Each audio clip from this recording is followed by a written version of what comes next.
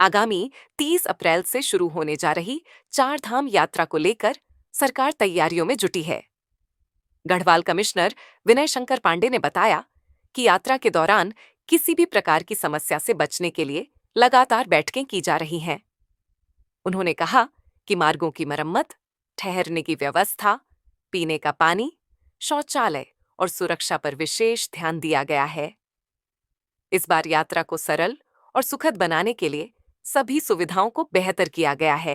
देखिए, इस बार चारधाम यात्रा को हम लोगों ने पिछली चारधाम यात्रा में जो कमियां हुई थी उन कमियों पर काफ़ी विचार विमर्श किया और पिछली यात्रा समाप्त होते ही माननीय मुख्यमंत्री जी की अध्यक्षता में तुरंत बैठक हुई थी।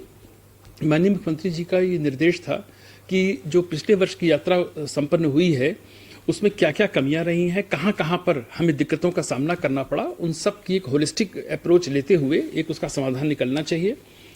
माननीय मुख्यमंत्री जी के स्तर से 3 बैठकें हुई, चीफ सेक्रेटरी लेवल पर हुई। मैंने स्वयं भी सभी संबंधित जनपद के जिलाधिकारियों के साथ, वरिष्ठ पुलिस अधीक्षक और जितनी कार्यदायी संस्थाएं हैं उनके साथ बैठकें की। हम लोगों की 30 अप्रैल से प्रारंभ हो रही है। 2 कपाट 30 को खुलेंगे गंगोत्री यमुनोत्री जी के, और 2 मई को बाबा केदार के, और 4 को बद्रीनाथ जी के कपाट खुलेंगे। मुख्य रूप से देखिए, किसी भी यात्रा में 3-4 चीज़ें बड़ी ही मूलभूत होती हैं। एक होता है कि कनेक्टिविटी कैसी है।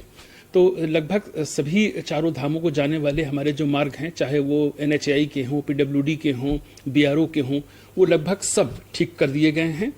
और कुछ काम जो बचे हैं हम लोग उम्मीद कर रहे हैं कि 29 अप्रैल तक ये सारे काम पूरे कर लिए जाएंगे। धामों में विद्युत व्यवस्था, लोगों के लिए पेयजल, टॉयलेट्स 24/7 के बेसिस पर उपलब्ध रहे, इसके भी पर्याप्त इंतजाम कर लिए गए हैं। और सबसे बड़ा जो चैलेंज होता है वो ट्रैफिक के इशू को लेकर होता है। इस बार हम लोगों ने कई नए पार्किंग स्पेस भी डेवलप किए हैं, और सबसे इम्पॉर्टेंट उससे भी अधिक बढ़कर है होल्डिंग एरियाज। क्योंकि देखिए, आपको पता है कि उत्तराखंड एक हिली स्टेट है।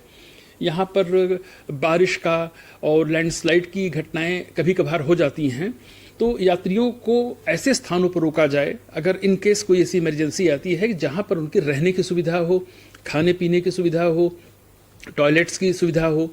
इस तरह के सारी होल्डिंग एरियाज भी हमने आइडेंटिफाई कर ली हैं, और ये मुख्य रूप से हरिद्वार, ऋषिकेश, श्रीनगर, रुद्रप्रयाग और यमुनोत्री मार्ग पर और गंगोत्री पे जाएं आप तो बड़कोट, विकास नगर और साथ ही साथ उत्तरकाशी, इन सब जगहों पर हमारी होल्डिंग एरियाज भी आइडेंटिफाइड हैं। वहाँ रहने की सारी व्यवस्थाओं को एक बार देख लिया गया है, सभी व्यवस्थाएं चाक चौबंद हैं।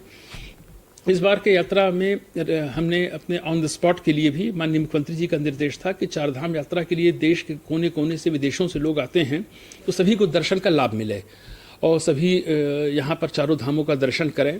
इसलिए हमने ऑनलाइन और ऑफलाइन का जो प्रतिशत था उसको 60-40 किया था, और बाद में फिर लोगों की डिमांड पर हमने ऑनलाइन करीब 75% कर दिया और 25% हमने कर दिया ऑफलाइन का, जो मौके की परिस्थिति के हिसाब से हम बढ़ाएंगे भी। पिछली बार जहां हमारे केवल 12 काउंटर थे ऋषिकेश में, इस बार 30 काउंटर बनाए गए हैं। हरिद्वार में भी करीब 20 काउंटर बनाए गए हैं। विकास नगर में हमने 15 काउंटर बनाए हैं। उद्देश्य केवल यही है कि लोगों को रजिस्ट्रेशन, ऑफलाइन रजिस्ट्रेशन में किसी तरह की दिक्कत ना हो। ऑनलाइन रजिस्ट्रेशन पिछले 1.5-2 महीने से चल रहा है, और ऑफलाइन रजिस्ट्रेशन 28 तारीख से हम प्रारंभ करेंगे। एक नया प्रयोग भी किया गया है कि 25 मोबाइल टीमें बनाई गई हैं। अगर कोई टूर ऑपरेटर आके बताता है कि साहब उनके उस पूरे ग्रुप में 25 से 30 लोग से ज़्यादा लोग हैं, बुजुर्ग महिलाएं हैं, ओल्ड एज पीपल हैं, बच्चे हैं, तो उन जहाँ पर रुके होंगे वहाँ पर भी हमारी एक दिन पहले सूचना देंगे लोग, टूर ऑपरेटर्स, तो उनके धर्मशाला, होटलों में जाकर भी हम ऑन द स्पॉट रजिस्ट्रेशन करेंगे। ठीक इसी तरह से जहाँ तक पुलिस व्यवस्था की बात है, हम पूरी तरह से इसके लिए मुस्तैद हैं। और पिछले दिनों जो एक बहुत ही दुखद घटना पहलगाम में हुई है, जिसका हम सभी को बहुत ही दुख है और बहुत ही कष्ट भी है, और इस फ्रंट पर भी हम कहीं कमज़ोर ना पड़ें, तो पर्याप्त पुलिस बल लगाया गया है। और जहाँ तक मुझे भी जानकारी है कि हमने 10 कंपनी सेंट्रल पैरामिलिट्री फोर्स की भी मांगी है, और मुझे उम्मीद है कि वो भी इस समय पर आना शुरू हो गई है, तो वो भी सब जगह लगाई जाएगी, और यात्रा लोगों की सुरक्षित हो, सुगम हो, और उत्तराखंड से एक अनुभव लेकर जाएं, यही हम सब का उद्देश्य है, माननीय मुख्यमंत्री जी का उद्देश्य है। और मैं उम्मीद करता हूं कि देवभूमि सभी तीर्थ यात्रियों के स्वागत के लिए तैयार है।